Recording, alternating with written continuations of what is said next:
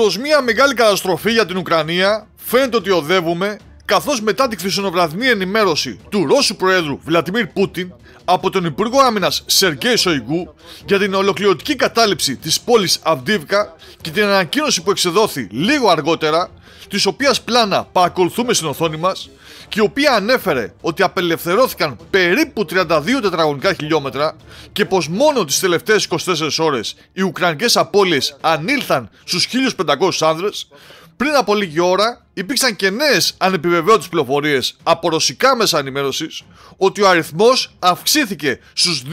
2.000 Ουκρανούς και συνεχώς ανεβαίνει, αφού θα πρέπει να πούμε ότι υπάρχουν ακόμα πολλοί Ουκρανοί στρατιωτικοί, ιδίως της τρίτης ταξιαρχίας εφόδου, δηλαδή των Αζωφιτών που πήγαν για να βοηθήσουν, οι οποίοι και εγκλωβίστηκαν τελικά και τώρα κρύβονται στο εργοστάσιο Οπτάνθρακα, καθώς δεν ήταν ενήμεροι για την εντολή υποχώρησης. Της υποχώρησης που η ρωσική πλευρά επισημαίνει έντονα ότι ανακοινώθηκε από την Ουκρανική ηγεσία, αφού πρώτα είχαν αρχίσει να υποχωρούν κακήν κακώς ασύνταχτα οι Ουκρανοί στρατιώτες μέσα από χωράφια, δηλαδή ανοιχτούς χώρους, που ήταν εύκολη στόχη για τους Ρώσους, όπως φαίνεται και σε βίντεο που έδωσε στη δημοσιότητα το Ρωσικό Υπουργείο Άμυνας μόλις πριν από λίγα λεπτά, και που όντως βλέπουμε μια άταχτη υποχώρηση.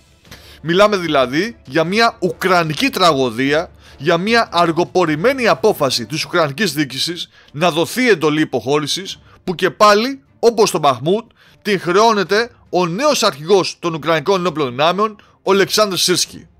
Τέλος, θα πρέπει να πούμε ότι σήμερα οι Ρώσοι ανακοίνωσαν ότι προχώρησαν και στην κατεύθυνση της Χερσόνας, ειδικά στο Ραμπότινο, κάτι που δείχνει τελικά ότι και στις 5 κατευθύνσεις οι ρωσικές ένοπλες δυνάμεις πλέον προελάβουν.